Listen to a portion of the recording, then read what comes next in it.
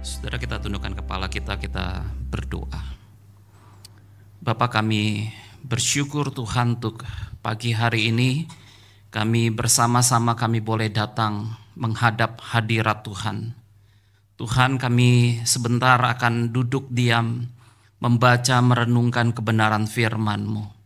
Berbicaralah kepada setiap kami ya Tuhan, biar melalui kebenaran firman-Mu hati kami diubahkan. Biar melalui kebenaran firman-Mu iman kami boleh bertumbuh. Kami menjadi orang-orang Kristen yang semakin dewasa, yang semakin serupa dengan Tuhan Yesus Kristus. Pimpin kami ya Tuhan, dalam kami mendengar firman-Mu. Biar kuat kuasa Roh Kudus yang bekerja di tengah-tengah kami, menolong baik hamba-Mu yang memberitakan, menolong baik setiap kami yang mendengar. Biar mata hati kami diterangi oleh kebenaran firman Tuhan. Dan kami menyerahkan waktu pemberitaan firman Tuhan hanya di dalam nama Tuhan Yesus Kristus. Amin. Silakan duduk Bapak Ibu saudara-saudara sekalian. Selamat pagi Bapak Ibu saudara-saudara sekalian. Senang sekali berjumpa dengan Bapak Ibu saudara-saudara sekalian pagi hari ini. Hari ini Pendeta Petrus menyampaikan firman Tuhan di Citra Raya, dan hari ini saya diberi kesempatan untuk boleh menyampaikan firman Tuhan di tempat ini. Saudara-saudara, kita akan sama-sama membuka Alkitab kita dalam Kejadian pasal yang keempat. Kita akan meneruskan saudara-saudara pembacaan firman Tuhan kita dalam Kejadian pasal yang keempat. Kejadian pasal yang keempat ayat 1 sampai ayat yang ke-8. Saya membaca ayat 1, saudara-saudara nanti ayat yang kedua, dan terus kita bergantian sampai ayat yang ke-8. Kejadian 4 ayat 1 sampai ayat yang ke-8. Demikian firman Tuhan.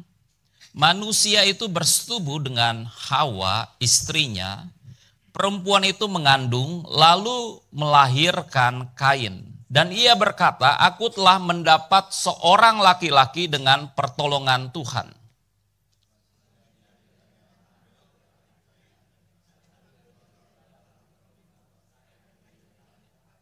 Beberapa waktu kemudian Kain mempersembahkan sebagian dari hasil tanah itu kepada Tuhan sebagai korban persembahan.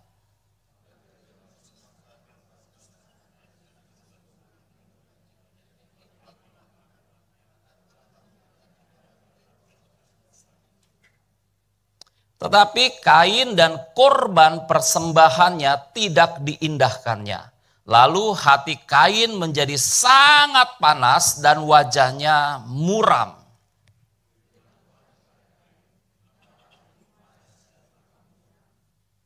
Bukankah wajahmu akan berseri-seri jika engkau berbuat baik? Namun jika engkau tidak berbuat baik, dosa sudah mengintai di depan pintu, hasratnya tertuju kepadamu, tetapi engkau harus berkuasa atasnya.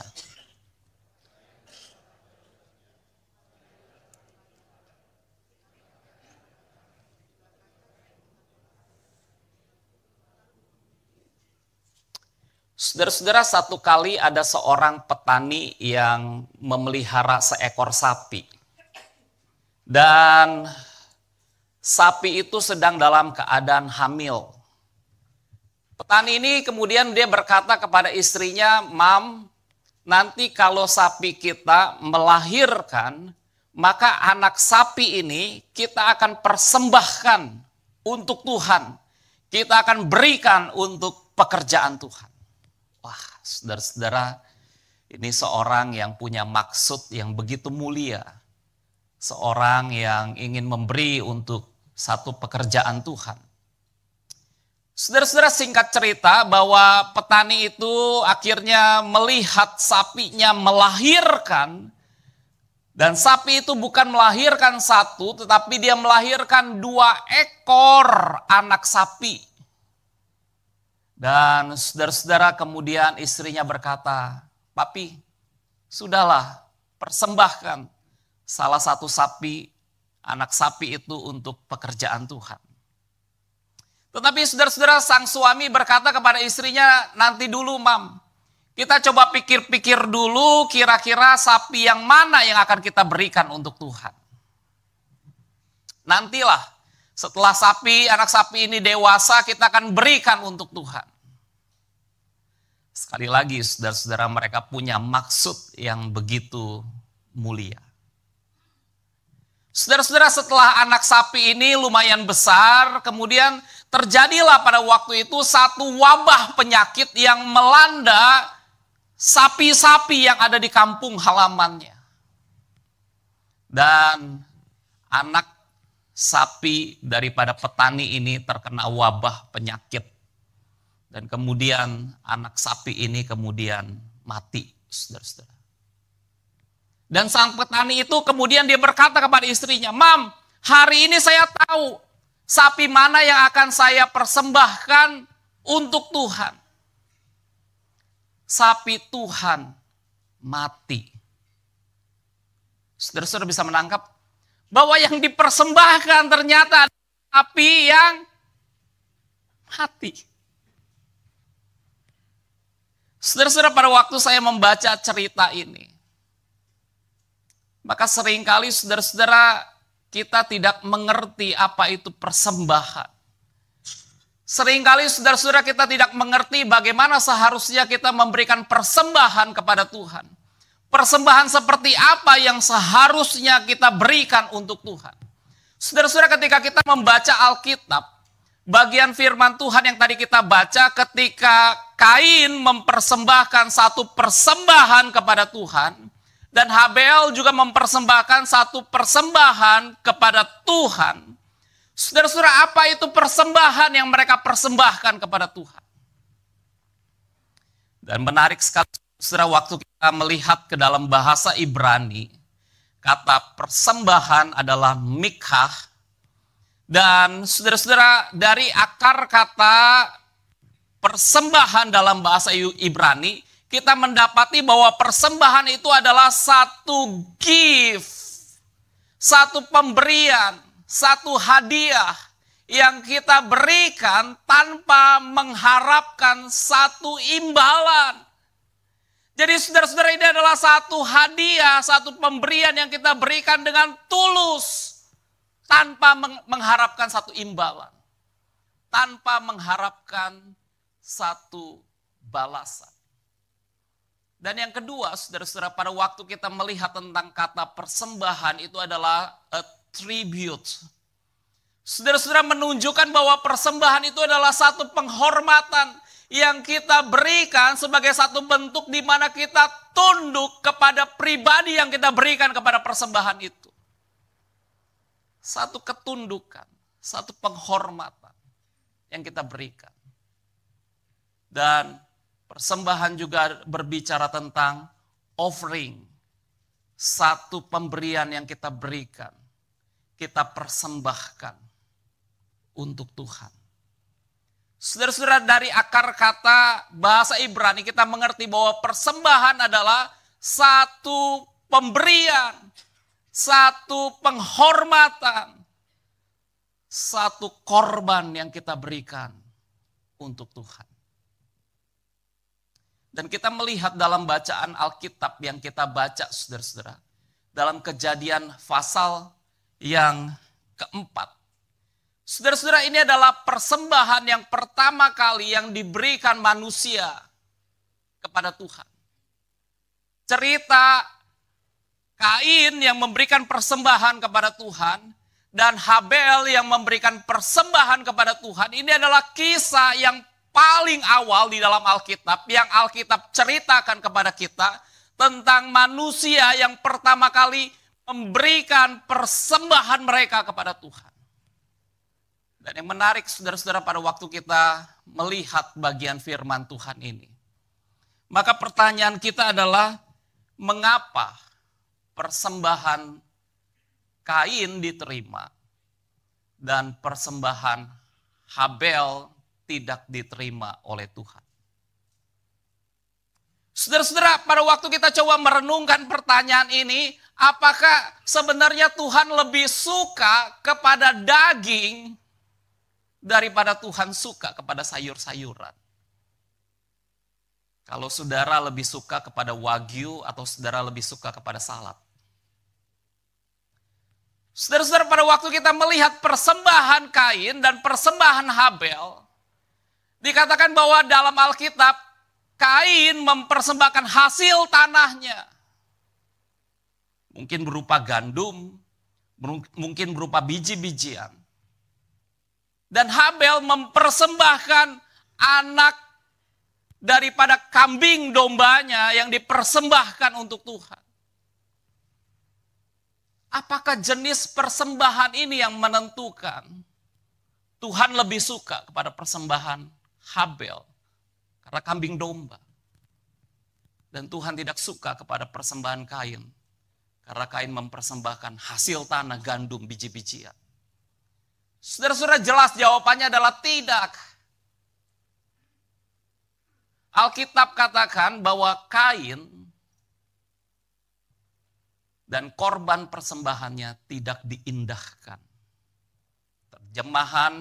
Beberapa terjemahan mengatakan bahwa Kain dan korban persembahannya tidak diterima oleh Tuhan. Saudara-saudara, kenapa? Kita hanya bisa melihat saudara-saudara pembandingnya dalam Ibrani 11 ayat yang keempat. Dalam Ibrani 11 ayat yang keempat, saudara-saudara, kita melihat tentang Habel, iman daripada Habel, dikatakan bahwa Habel adalah orang yang benar. Habel, di dalam penulis kitab Ibrani, dia memberi kesaksian bahwa Habel, ia adalah orang yang benar. Saudara-saudara, dalam kitab Ibrani kita melihat bahwa Habel benar. Dan bagaimana dengan Kain? Dengan kata lain, saudara-saudara, bahwa Kain adalah orang yang tidak benar. Seorang penafsir Alkitab yang bernama Warren Wiersbe, dia mengatakan seperti ini, saudara-saudara. Kain tidak ditolak karena persembahannya, tetapi persembahannya ditolak karena Kain. Hati Kain tidak benar di hadapan Tuhan. Saudara-saudara, kelihatannya kalimat ini bolak-balik dan saudara mungkin bingung. Maksudnya apa, Lause Robert? Maksudnya begini, saudara-saudara. Yang dikatakan oleh Warren Wiersbe bahwa persembahan itu tidak seberapa penting bagaimana apa-apa jenis persembahan itu. Tetapi yang Tuhan lebih lihat adalah siapa the person, orang yang mempersembahkan persembahan itu kepada Tuhan. Mengatakan saudara-saudara bahwa bukan jenis persembahannya yang penting. Tetapi orang yang memberi persembahan itu yang penting. Dan Warren Wiersbe mengatakan bahwa Kain hatinya tidak benar di hadapan Tuhan.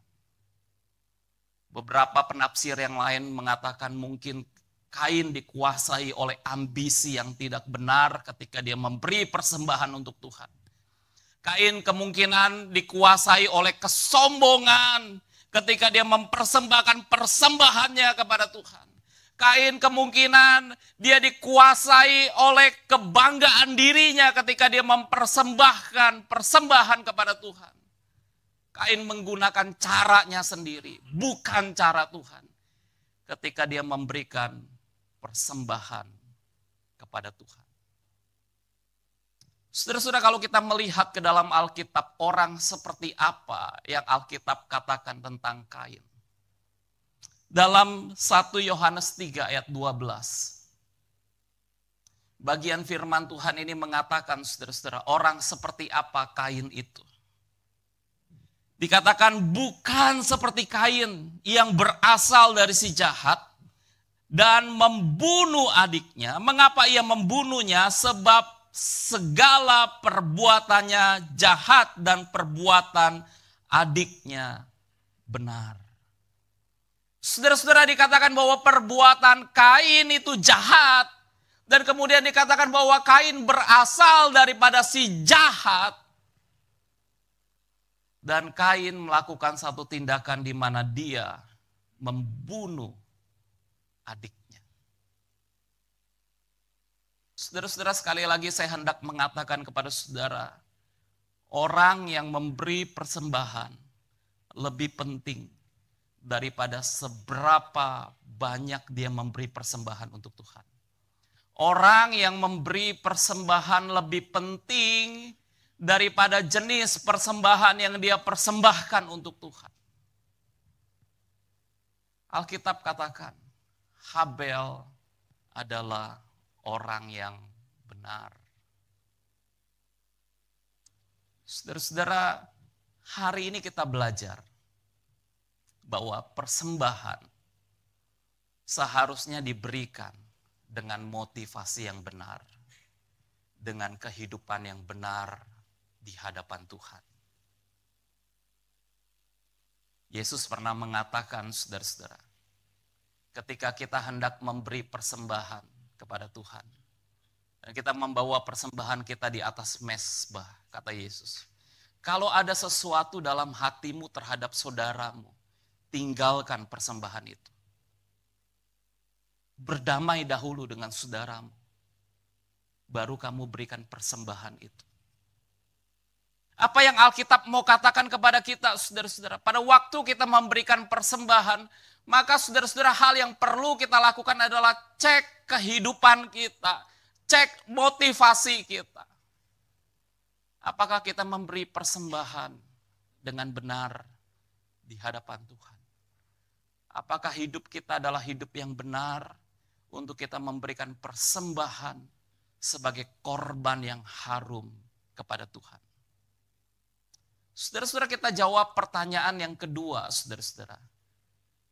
Mengapa persembahan Habel diterima, sedangkan persembahan Kain tidak diterima?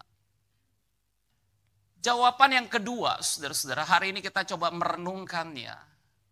Alkitab katakan dalam Ibrani 11 ayat yang keempat, dikatakan karena iman Habel telah mempersembahkan persembahan korban yang lebih baik daripada korban Kain.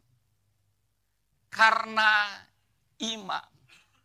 Saudara-saudara, saya senang sekali menggunakan terjemahan daripada Alkitab Amplified Bible, dikatakan digerakkan oleh iman, didorong oleh iman. Habel mempersembahkan persembahannya kepada Tuhan. Saudara-saudara, orang-orang yang memberikan persembahan, seharusnya persembahan kita adalah persembahan yang didorong oleh iman. Persembahan yang digerakkan karena iman. Saya mencatat, saudara-saudara, bahwa orang-orang yang memberi persembahan dengan iman adalah orang-orang yang telah mempersembahkan hidup mereka kepada Tuhan. Ketika saudara memberikan persembahan dengan iman, itu adalah satu tanda saudara telah memberi diri saudara terlebih dahulu untuk Tuhan. Saudara terlebih dahulu saudara telah mempersembahkan hidup saudara kepada Tuhan. Itu sebabnya kita memberi dengan iman. Karena Tuhan telah terlebih dahulu memberi dirinya untuk kita. Saudara-saudara, pada waktu kita coba melihat akan bagian Alkitab di dalam 2 Korintus 8 ayat 1 sampai ayat yang ke-7 tentang persembahan jemaat-jemaat di Makedonia. Saudara-saudara, jemaat-jemaat di Makedonia dikatakan mereka adalah jemaat yang miskin.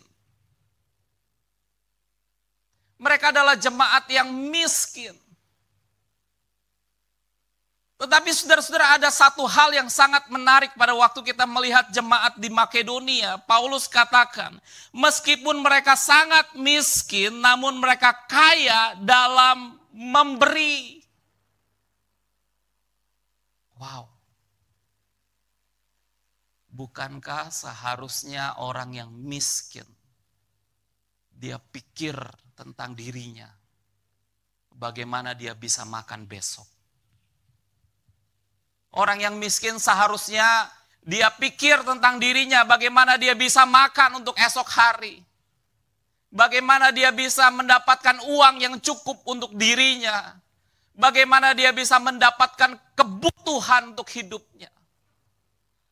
Tetapi saudara-saudara, kenapa Paulus katakan jemaat di Makedonia, bahkan Paulus bersaksi jemaat Makedonia meskipun mereka miskin, mereka kaya dalam kemurahan.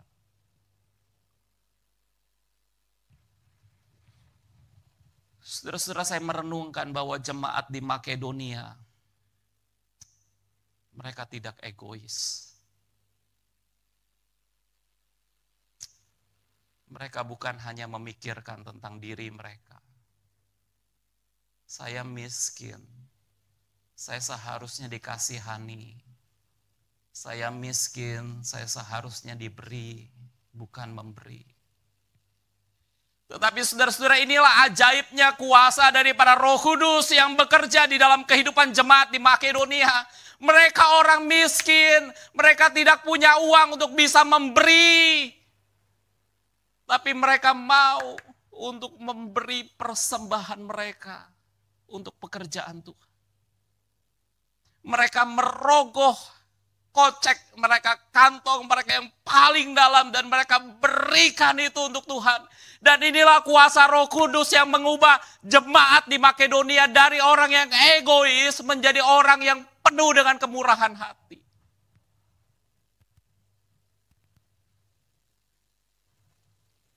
Bahkan Paulus mengatakan seperti ini, saudara-saudara, ketika dia memberi kesaksian tentang jemaat di Makedonia. Mereka telah memberi melampaui kemampuan mereka. Wow. Dengan kerelaan sendiri mereka meminta, bahkan mereka mendesak Paulus. Paulus sebenarnya tidak mau melibatkan jemaat di Makedonia karena mereka miskin. Tapi jemaat di Makedonia yang bilang kepada Paulus, tolong Paulus, supaya kami juga boleh memberi persembahan untuk Tuhan. Mereka yang mendesak Paulus, mereka yang memohon-mohon kepada Paulus untuk mereka bisa terlibat dalam mereka memberi persembahan untuk Tuhan. Dan Paulus mengatakan mereka memberi lebih banyak daripada yang kami harapkan. Maka saudara-saudara, satu pertanyaan yang coba kita tanyakan tentang jemaat di Makedonia. Kenapa jemaat di Makedonia mereka mau memberi persembahan mereka kepada Tuhan dalam keadaan yang miskin? Bahkan bukan hanya miskin, beberapa terjemahan mengatakan bahwa mereka itu seperti seorang pengemis. Kemiskinan mereka seperti seorang pengemis. Tetapi saudara-saudara, mereka kaya dalam kemurahan. Mereka mau memberi untuk pekerjaan Tuhan. Kenapa mereka mau memberi? Alkitab katakan, dan Paulus memberi kesaksian, mereka pertama-tama memberi diri mereka untuk Tuhan. Saudara-saudara, orang yang memberi karena iman adalah orang-orang yang sadar bahwa mereka seharusnya adalah orang-orang yang memberi diri mereka untuk Tuhan. Dan ketika kita memberi diri kita untuk Tuhan, maka apa yang kita miliki adalah milik Tuhan. Kita hanya pengelola daripada seluruh harta yang Tuhan percayakan untuk kita.